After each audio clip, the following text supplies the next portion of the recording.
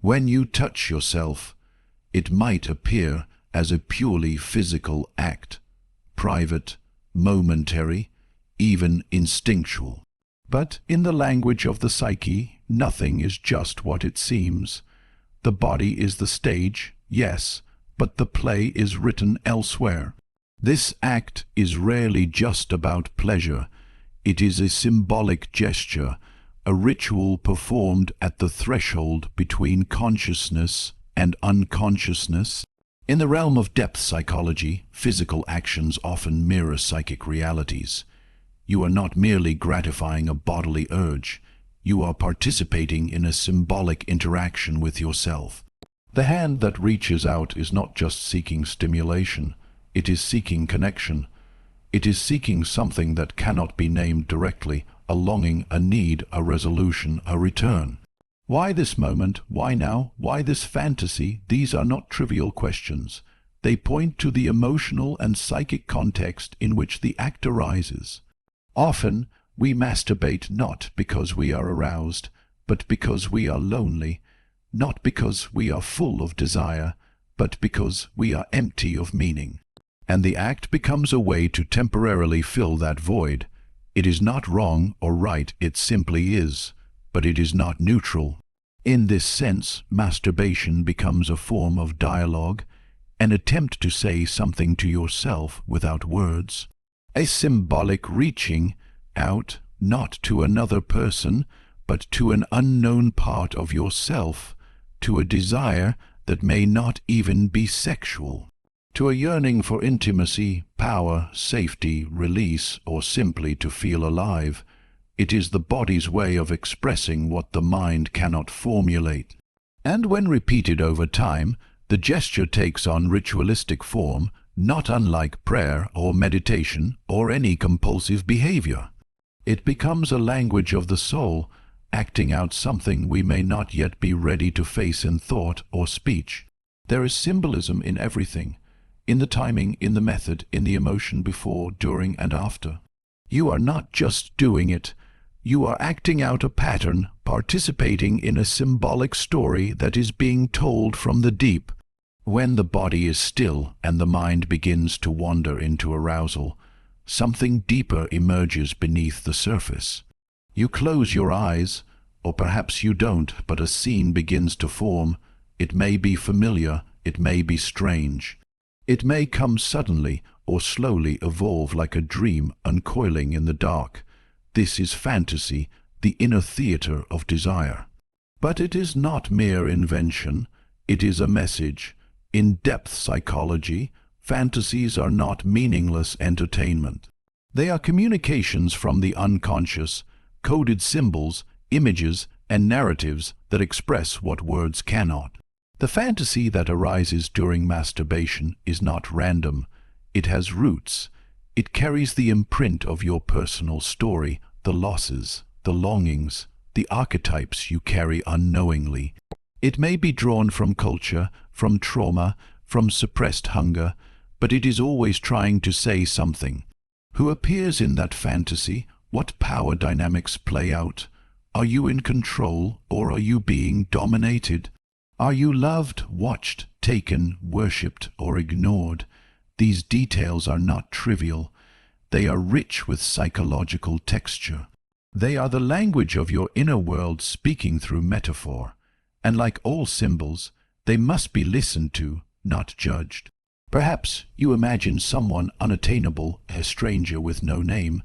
Perhaps you return, again and again, to a scene of youth, or to a version of yourself that no longer exists. Perhaps you find yourself performing acts you would never speak of in the daylight. Why? Because these are not literal wishes. They are symbolic reflections of energies that are unresolved in the psyche. The unconscious does not speak in logic. It speaks in image, in story, in myth. And when you fantasize, you are entering that mythic dimension, where your conscious ego no longer directs the narrative. Something older takes over, something more primal, something closer to the source of your real pain, your real joy, your real longing. The act of masturbation then becomes a gateway, a soft entry point into the dream life of your own soul. The physical movement may seem repetitive or mundane, but the psychic event is anything but. Because every fantasy is a fragment of the larger story, your unconscious is trying to tell the story of who you are, and what remains hidden behind the veil of ordinary awareness.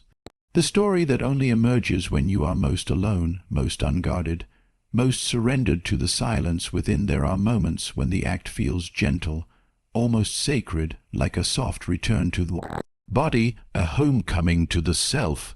You are not trying to impress, not trying to perform. There is no one watching, no one judging. In that solitude, you touch not just skin, but the boundary between self and sensation. In such moments, the act can resemble something like self-love, a quiet tending to your own aliveness, a permission to feel. But not every moment is like this. Often the act is rushed, disconnected, not born from fullness, but from anxiety, boredom, numbness, or pain. Not a turning toward the self, but a turning away, a distraction, a diversion, a temporary escape hatch from emotional weight. From loneliness, from restlessness, from the heaviness of a day too long or a life too quiet. Here, the body is no longer a temple. It becomes a tool, an object used to bypass something deeper. The touch is no longer intimate, it becomes mechanical. Predictable, the goal is no longer to connect, but to relieve, to sedate, to interrupt a discomfort you can't fully name. The pleasure is not alive, it is anesthetic, and so the question arises, are you truly loving yourself in that moment, or are you fleeing from something? It's not about moral judgment, it's about awareness. The same action can carry opposite meanings depending on the quality of your presence. One act done in mindfulness heals, the same act done in disconnection numbs. In the world of the psyche, intention is everything. You can embrace yourself in full presence with care, curiosity, and reverence, or you can lose yourself in the repetition of an act that pretends to soothe but never truly satisfies. The difference is invisible from the outside, but unmistakable from within. When masturbation becomes routine, when it slides into habit, when it begins to follow a script, it may no longer be about you at all. It becomes something done to the body, not with it, something extracted, a taking, not a giving, and while the body may be used, the self remains untouched. The soul remains unheard. The deeper need for intimacy, for meaning, for presence, remains unmet. The act becomes a mirror not of self-love, but of self-forgetting, not an embrace, but an evasion. Not a return, but a loop that starts and ends in the same place, untouched by insight, untransformed by awareness, unchanged. When you create a fantasy during masturbation, you are not just imagining random images or people, you are engaging in a subtle and profound psychological dance with parts of yourself that often go unnoticed, the inner feminine within a man, or the inner masculine within a woman. These are the archetypal energies, the anima and animus, that live in the depths of your unconscious. The characters, the roles, the scenarios you conjure are projections, symbolic figures onto whom you cast qualities, desires, fears, and longings. They are reflections of your own inner world, mirrored outward. Sometimes these projections appear as an ideal lover, perfect and unattainable, embodying traits you yearn for but feel disconnected from. Other times, they may appear as threatening or critical figures, revealing conflict within your psyche. This projection is not a flaw or mistake, it is a natural process. The psyche tries to make sense of itself by creating images and stories. When you find yourself imagining a partner, What you are really doing is dialoguing with your own anima or animus, trying to understand and integrate these hidden aspects of your personality. These archetypes carry profound meaning. The anima might represent your capacity for emotion, creativity, or intuition. The animus might symbolize strength, logic, or assertiveness. In fantasy, you may be drawn to these qualities because they feel missing, underdeveloped, or rejected within you. The figure you imagine can embody the balance you seek to achieve inside yourself. Yet, this projection can also trap you. By externalizing these qualities, you risk seeing them only as other, something to be found outside rather than embraced within. The fantasy can become a stage where you endlessly chase an illusion, unaware that what you truly desire is integration, the bringing together of these parts into a unified whole. So the act is more than physical stimulation. It becomes a psychic encounter, a moment where unconscious archetypes surface, demanding recognition and relationship. The fantasy is a coded language. The psyche is a way of showing you what you need to see about your own internal landscape, about the dance of masculine and feminine energies within you, and about the journey toward wholeness. Beneath the surface of the act lies another presence, one often hidden, unspoken, yet always there, the shadow. The shadow is the part of ourselves we do not want to see, the aspects we reject, deny, or bury deep within. It holds our fears, our shame, our guilt, and all those impulses deemed unacceptable by our conscious mind and society. When you masturbate, this shadow is never far away. In fact, the very moments of vulnerability during the act invite the shadow to emerge, sometimes gently, sometimes forcefully. It may show itself as a whisper of guilt, a flicker of embarrassment, or a sudden wave of self-judgment. You might feel a tightening in the chest, a sinking of the spirit, or a murmur of, "Is this wrong?"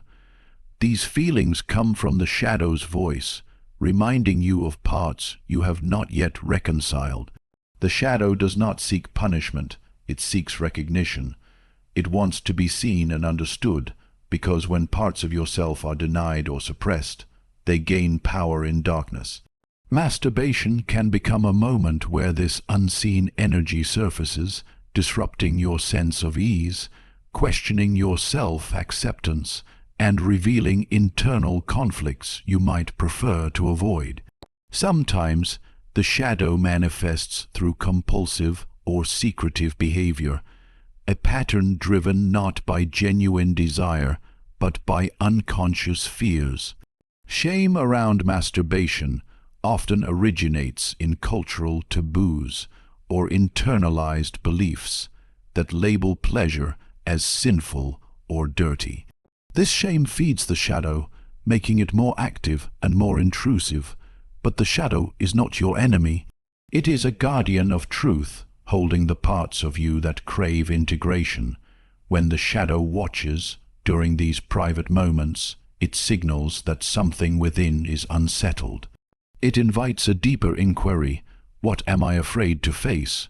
What parts of myself have I hidden away? What needs healing? The presence of the shadow turns masturbation into more than a simple act of pleasure.